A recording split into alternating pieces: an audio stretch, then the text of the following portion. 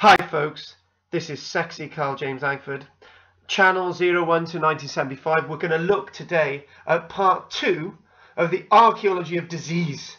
And Archaeology of Disease, I really enjoyed teaching the Archaeology of Disease for the past 2 weeks. And next week we've got the plague. And anyone who avoids my plague classes, then, you know, all this build up to it, it's absolutely amazing. But I know a few of you avoided listening to my previous class last week, leprosy, and most of you avoided it like the plague. But unfortunately, we're doing plague next week. So just a few bites of the cherry. When we look at disease this week, we're not only looking at cholera, we're looking at typhus as well. Oh yes, we love typhus. And what we're going to look at, we're going to put a little bit of a taster at the end, a bit of Egyptology.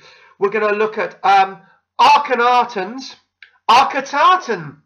Akhetaten, the city of the Aten at Elmira. Got away with that one. It sounds very similar, but it's not. It's just a slight thing there. So we're going to put that at the end as well. So cholera, the 2-hour death. Oh, how sexy is that? It's a bit like the English sweat. Oh, I love the English sweat. So listen last week about the English sweat. Absolutely amazing. Anyway, historical descriptions of cholera are found as early as the 500 years BC, written in Sanskrit. So like leprosy, it's a disease that goes way, way back. It's a really interesting one there.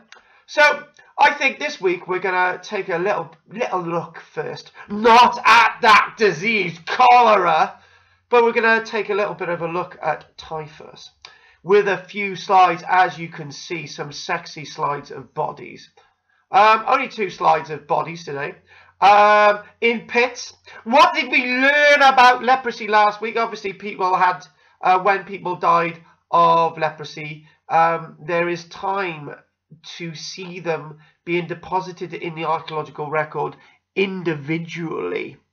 But something like cholera, typhus, plague, as we will see next week. Oh, how sexy is that?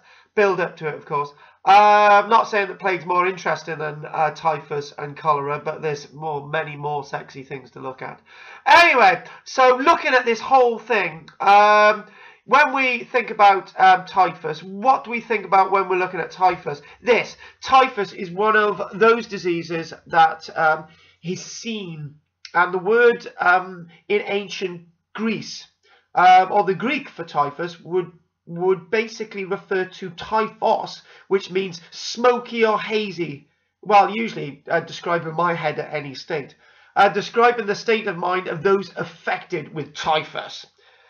It's one of those bacterium, it's one of those things that cannot outlive cells when they die, when the flesh mutates into all that putrefaction.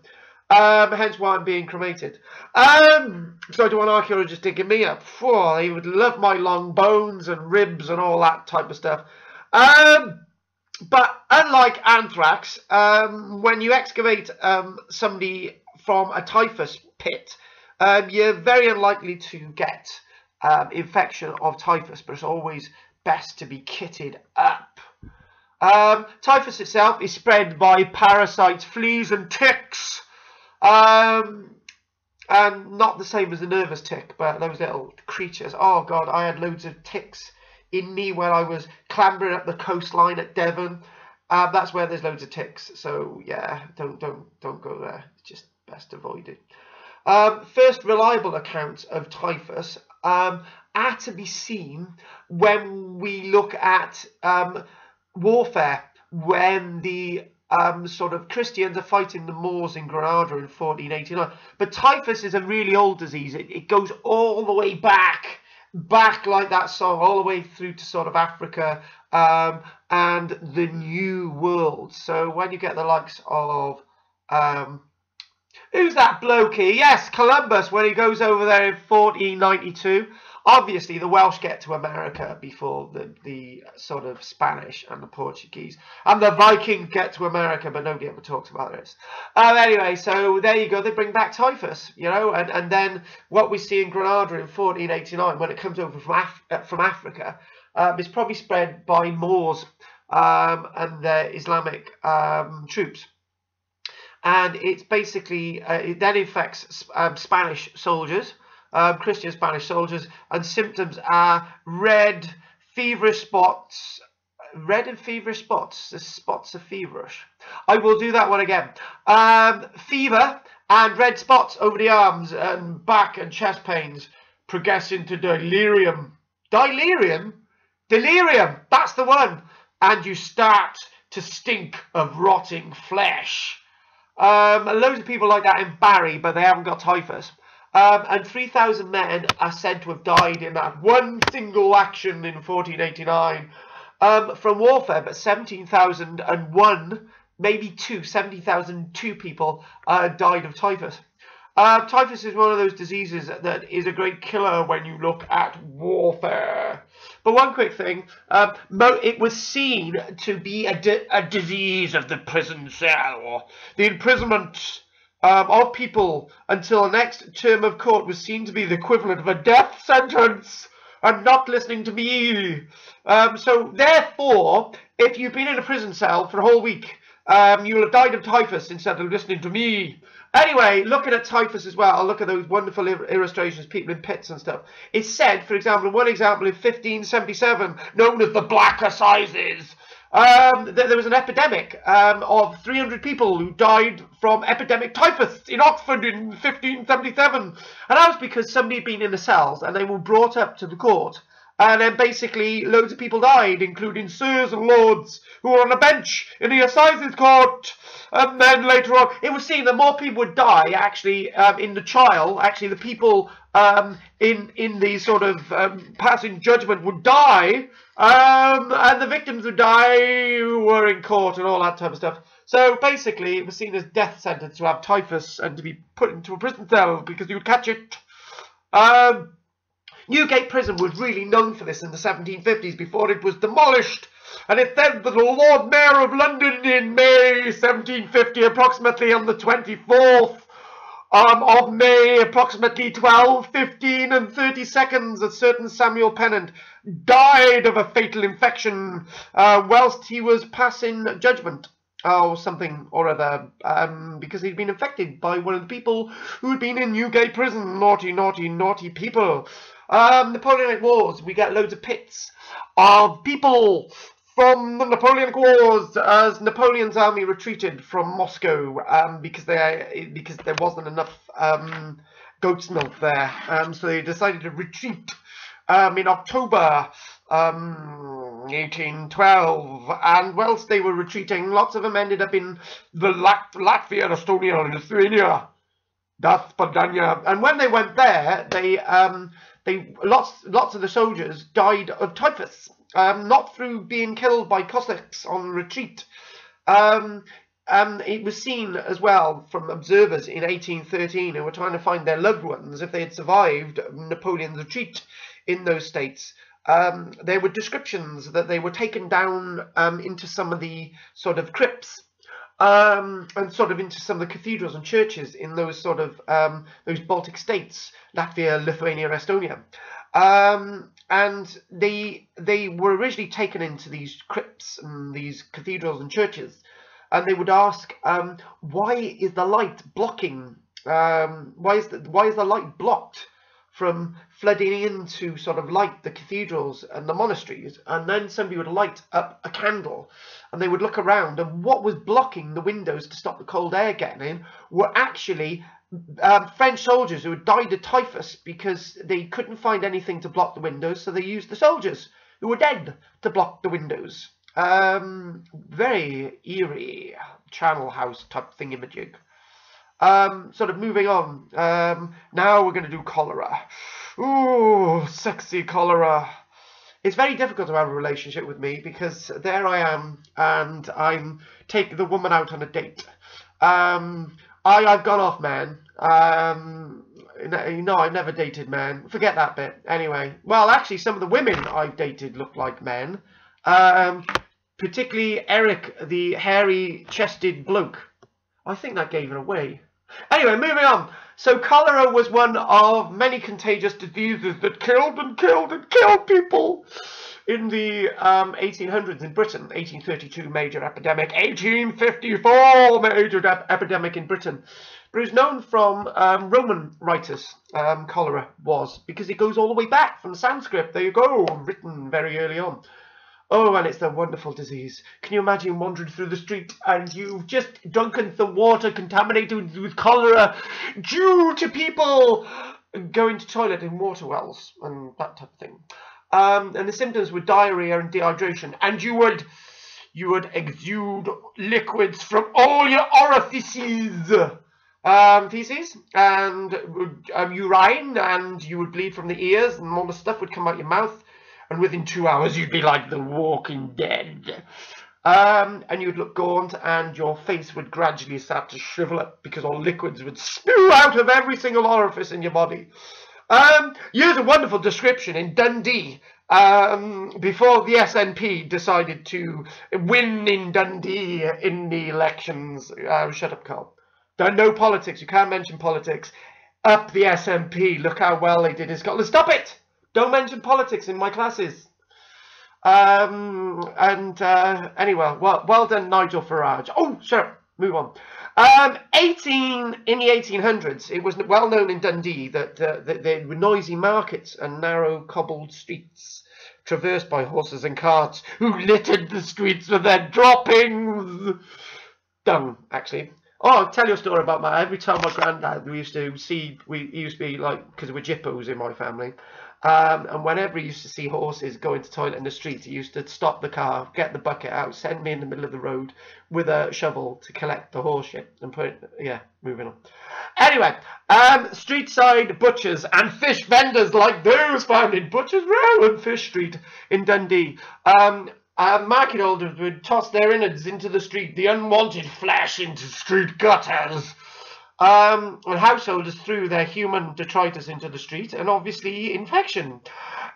Basically, cholera is one of those diseases caused by terrible contamination. Dung heaps were often situated close to public wells and triggered off complaints from citizens in Dundee about their drinking water being contaminated with feces. But the weird thing about these descriptions is that as soon as what they would do, they would take the feces out of the water and then proceed to drink it, not knowing that there was a direct link between the feces and the water and your untimely death.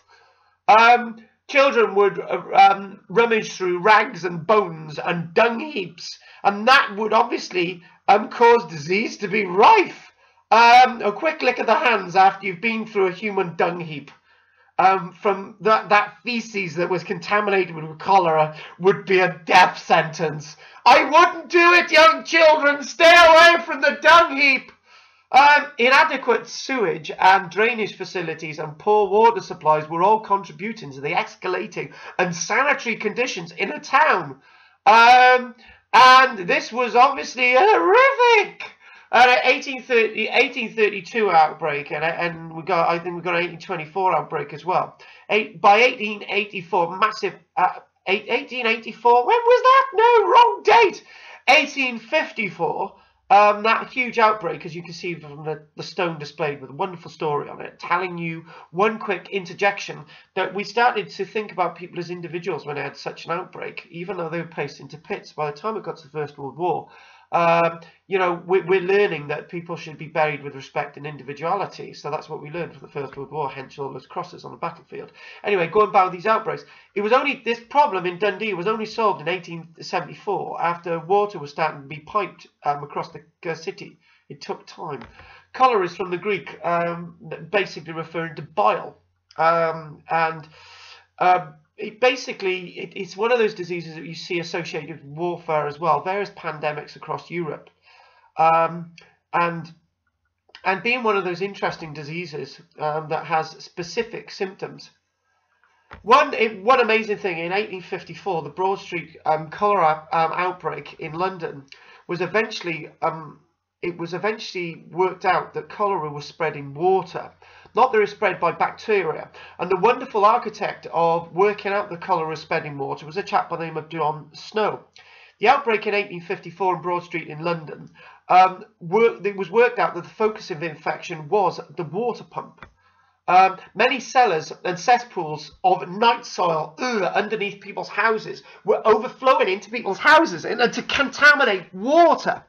And these massive interesting facts, on the 31st of August 1854, after several other outbreaks across the city of London and elsewhere in Britain, as we've already seen at Dundee, elsewhere in Scotland and England, and even there's an example in Cardiff, for example, John Snow, the physician in London, saw that this was the most terrible outbreak of cholera which ever occurred in this kingdom.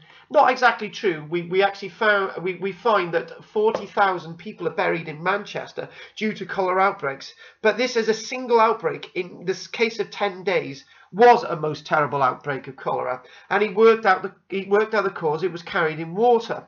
Over the next 3 days, 127 people, just in 3 days, died. By the 10th of September, 500 people had died. Mortality rate within that small area, which was quite catastrophic. Remember, something like the plague would kill over like 5, 10, 8 days or whatever. But something like cholera was rapid. Obviously working out spreading water. 616 people lost their lives. And I've obviously got all their names, which is quite a tribute. And the water pump itself, the reconstruction of the water pump and the pub named after John Snow is seen to be a memorial to all those people who died, and actually a memorial to John Snow, who completely disagreed with the fact of the miasma theory. It wasn't in the bad air that was seen as the Black Death, for example, the plague. The noxious form of bad air was actually seen to be carried in water, which was absolutely amazing. Other people like Reverend Henry Whitehead assisted John Snow in working out that it was carried in the water, but no idea of bacteria was understood at that stage. So obviously up the John Snow, really good that he worked that out. So the handle was taken off the water pump and many lives were spared. One of the big problems with these diseases is when anyone sees that you've got a disease like that, everyone seems to move out the area. Which, if you've got something like the plague, it spreads elsewhere. Cholera can be spread in mucus, but is spread directly in water and feces. By people moving out the area, it was very difficult to work out what was happening, how it was being caused. But as people stayed around enough, John Snow worked out and found out that no, it wasn't due to fleas, it wasn't due to eating bad food, it wasn't due to food poisoning or something like that. Everyone seemed, or enough people were drinking out of the same water source, and that is basically telling us that it was to do with the water pump. Just a quick few thing about figures and numbers, for example. Like to get onto this now. That when you look, if anyone's ever interested in cholera pits, there are sites of cholera pits in a number of localities. There are quite a number in Scotland, for example, in Dundee, places like Kilmarnock, and very close to Scotland as well, in York. Those going to York should be warned. In the guidebooks it says cholera pits. Don't expect, like 15 of my students who were extremely disappointed that day, don't expect that there are actually pits in the ground with bones sticking out. They're called the cholera pits because the pits are under the surface, marked with gravestones and memorials, and it's flat, and the bones are obviously all covered. Cholera pits are usually marked with just a marker stone or a memorial, basically because it was a leveler for all levels in society, and these marker pegs were placed on site so that the peg could be taken back up, and if there were any outbreaks, everyone was to be placed in that pit. Hence why you've got 40,000 buried in pits in close proximity in Manchester. Pits, for example, can be found in Exeter, Tewkesbury, St. Michael's Churchyard, where the 40,000 people are to be found in Manchester, for example. Wantage, Norfolk Park in Sheffield, where we find start again, Carl. Ooh, we won't edit that one. 402 people died in one outbreak in 1832. Highlands in Scotland, because of the clearances in Scotland, what we find is that the close proximity of people who are undernourished, other diseases present, and even if you could get to the cause and work out its colour and treat people, they would die of the other diseases that were caused by the close proximity people being cleared off the lands in Scotland in 1832. Many in Ayrshire, there are places in Barmill, Cleves Cove, Irwin, Monk Castle, loads of cholera pits all over the place. Dumfries and Galloway, where you've got, for example, in Dumfries itself and so on, outbreaks in Northern Ireland, Belfast, Dublin, and this is where you see the great tragedy of something like cholera. So a quick end to this wonderful thing about disease today. I want us to bring us quickly onto the grim secrets of the Pharaoh 30. Akhenaten's city. I've got that wrong, haven't I? Akhetaten city of Akhenaten. See the difference there? Get very confused in my lectures about that. So we're going to look at disease. Basically, initially, when people actually found the city of Akhenaten, they actually found a city that seemingly was snuffed out in an instant.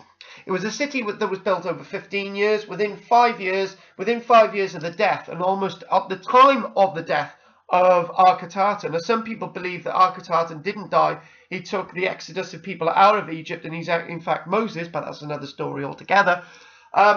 What we actually do find is that the people actually buried on site suffered terrible malnutrition. And the archaeologists excavating the bodies actually believe that not only were they suffering malnutrition, that the food that they were eating didn't have the vitamins that they required to ward off any illnesses. It's believed that Akhenaten, the city of Akhetaten, El Amira as it's known, archaeologists believe that there was some kind of bacterium in the ground that made the deaths of these undernourished people more possible. When the city was constructed, it was within a landscape where there wasn't a human occupation before. And when there's a landscape where there wasn't a human population before, it's likely that there was some kind of a bacterium where we didn't have antibodies to fight off. And all those stories of the plagues of Egypt associated with Akhetaten city, the city of the Aten, are down due to conditions at Al Amira being so bad, and there was probably something in the ground. Lastly, we cannot finish this lecture today without looking at a more socialistic problem. A possible illness associated with Akhetaten, where he had a saggy stomach, thick breasts. Do you know, I've just actually realised I make this mistake all the time. Akhenaten is the name of the individual, and Akhetaten is the name of the city. Oh, we'll scrub that. You know what I mean. It's seen, the portrayals of Akhenaten seem to lead us to believe that there was some kind of family illness. He's always seen, and other family members, as have a sagging stomach, thick thighs, large breasts, and long and thin face. This is seen in the portrayals. And these are known as the Al Amira period of lifelike portrayals of life, which was a departure off the other portrayals of pharaohs, which see them godlike. Akhenaten wished to be seen in life, as he is to be seen in art. There was some kind of disorder that his family had.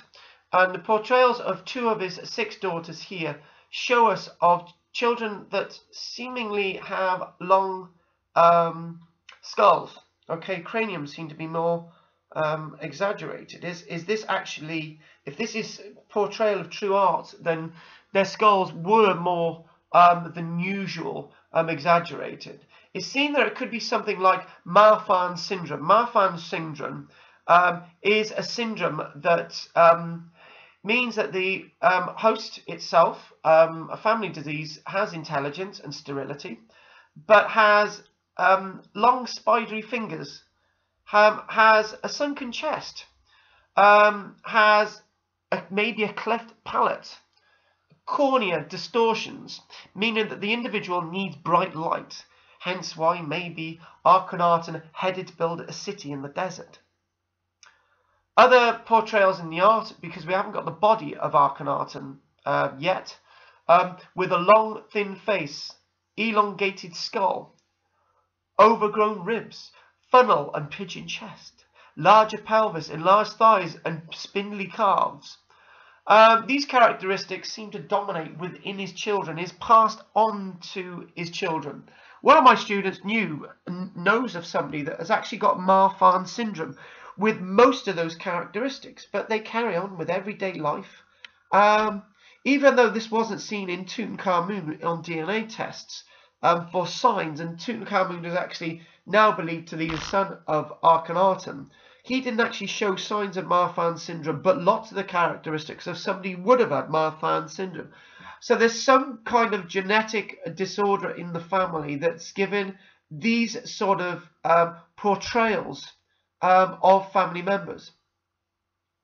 The identification of something else, temporal epilepsy, untimely deaths in the likes of Tutankhamun, untimely deaths in Akhenaten, may be combined with Marfan syndrome, are actually seen in the bone record.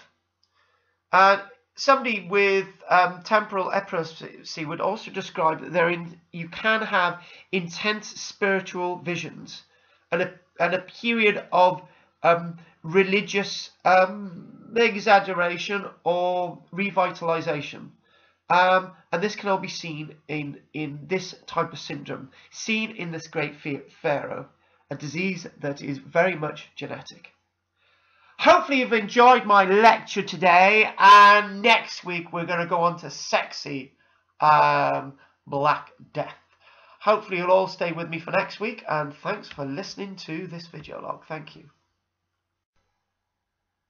I believe in cholera, 1,000 bollocks. This is a special track for you. You know who I'm talking about. So here we go. I believe in cholera 1,000 times a day. I believe in catching cholera in 1,000 different ways. La la la la la. Yeah, was that good? Yeah, cool. Cheers, guys.